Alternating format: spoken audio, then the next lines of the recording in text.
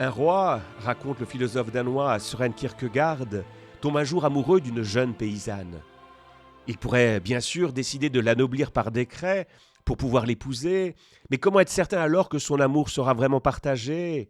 Sa bien-aimée ne risque-t-elle pas en effet de le suivre par peur, ou pire, parce qu'elle aura été fascinée par les richesses qui l'attendent? Ne trouvant aucune réponse à ces questions, notre roi préfère finalement renoncer à son trône et devenir paysan pour pouvoir séduire patiemment cette femme. Tous ses proches cherchent alors bien sûr à l'en dissuader. Votre pari, majesté, est plus que risqué, on va vous prendre pour un fou. Et puis si cette femme que vous aimez ne partageait pas vos sentiments? Kierkegaard n'a jamais raconté la fin de ce récit, parce que son dénouement dépend en fait de nous. La jeune femme de l'histoire, c'est en effet l'humanité. Le roi qui renonce à sa royauté n'est autre que Dieu lui-même.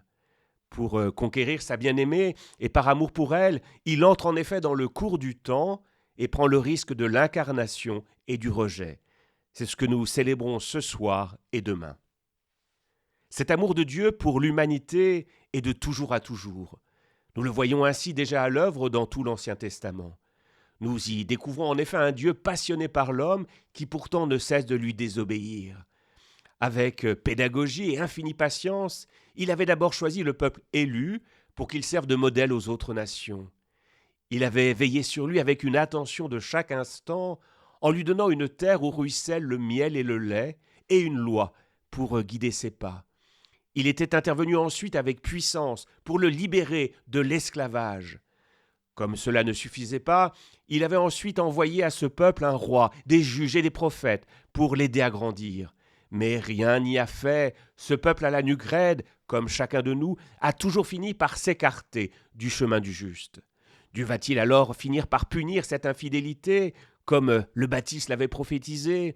Eh bien non, au contraire, par amour, comme le roi de notre histoire, il va se dépouiller de tous ses attributs divins pour venir à nous sous les traits d'un petit bébé.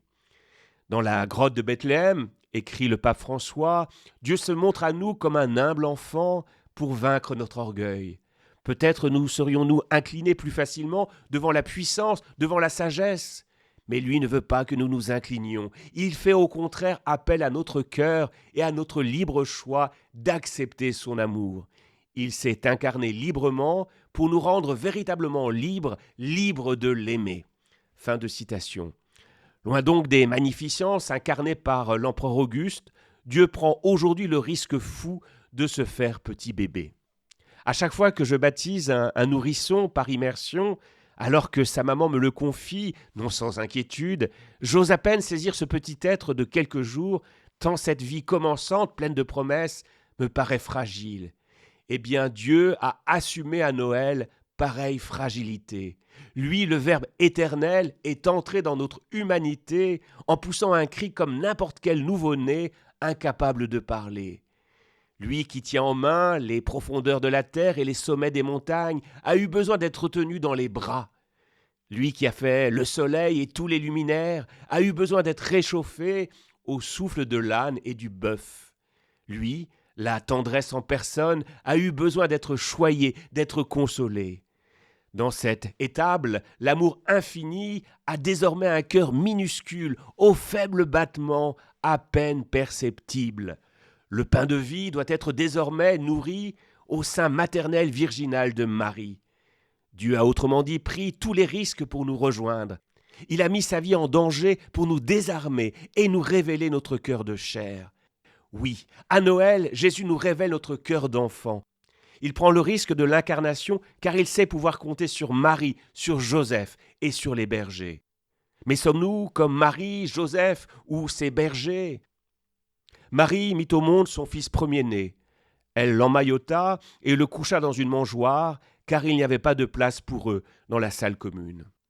Interrogeons-nous avec le pape Benoît XVI pour savoir ce qui se passerait si Marie et Joseph frappaient à notre porte. Y aurait-il de la place pour eux? Plus largement, avons-nous du temps et de l'espace à consacrer à Dieu qui veut aussi naître et reposer en chacun de nous? Rien n'en est moins sûr. C'est là tout le paradoxe de notre époque, remarquait notre ancien pape. Alors que le progrès technique nous permet de nous déplacer sans difficulté et pourrait nous faire gagner un temps précieux, eh bien nous n'en avons jamais autant manqué. Je le vois, Tout le monde aujourd'hui est débordé. Dans notre société actuelle, c'est encore pire. Tout semble en effet être fait pour mettre Dieu à la porte. Circulez, il n'y a pas de place pour vous.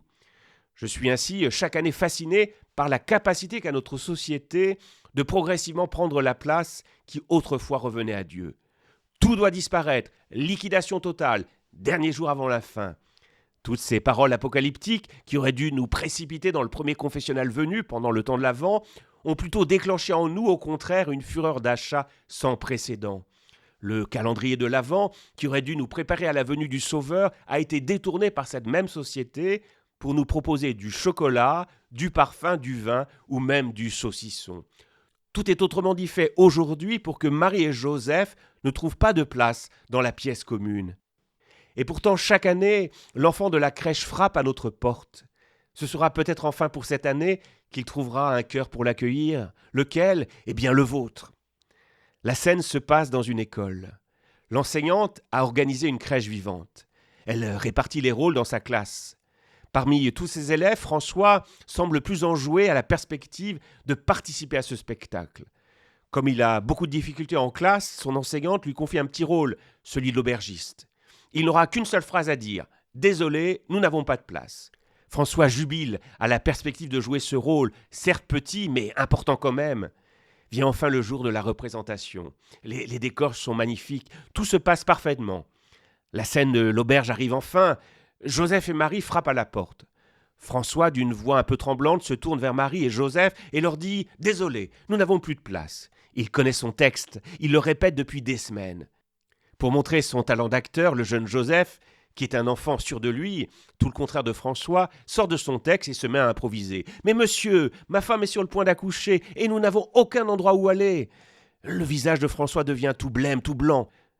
Ça n'était pas prévu, cette scène. Alors il bredouille. « Je suis désolé, nous n'avons pas de chambre. »« Mais monsieur, poursuit Joseph, heureux de son effet, nous avons fait un si long voyage, vous ne voyez pas que ma femme est fatiguée ?»